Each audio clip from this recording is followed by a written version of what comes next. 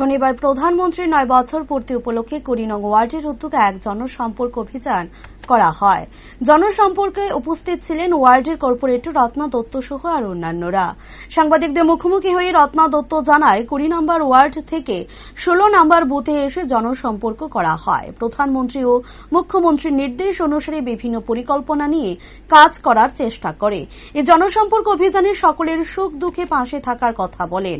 প্রধানমন্ত্রীর নির্দেশ অনুসারে ভারতীয় জনতা পার্টির পথকে আরো সুদৃঢ় করতে এই জনসম্পর্ক অভিযান বলে জানান তিনি।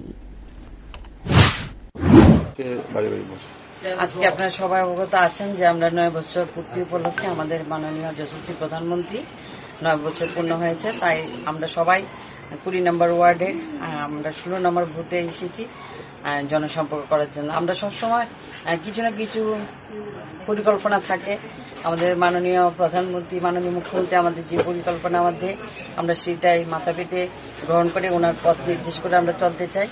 আজকে আমরা জনসম্পর্ক করতে এসেছি, সবার সঙ্গে সুখ দুঃখে তাদের সাথে এসেছি। আমাদের যশস্বী প্রধানমন্ত্রী সবসময় সবার পাশে থাকার জন্য আমাদের যে আদর্শ, ওনার আদর্শকে আমরা পালন করতে এখানে মহিলাদের জন্য উনি যা করে সেজন্য আমি একজন মহিলা হয়ে গর্বিত। তাই আমরা আজকে প্রধানমন্ত্রীর পথ নির্দেশন করে আমরা চলছি। আগামী দিন যেন আমরা আরো উপরে উঠতে পারি বা এগিয়ে যেতে পারি ভারতীয় জনতা পার্টি।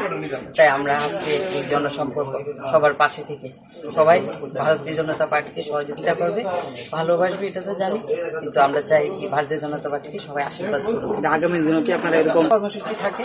আমরা সবসময় এইসব কর্মসূচি করে থাকি, তাই আগামী দিন এটা আরো বেশি হবে বলে আমি বিশ্বাস রাখি।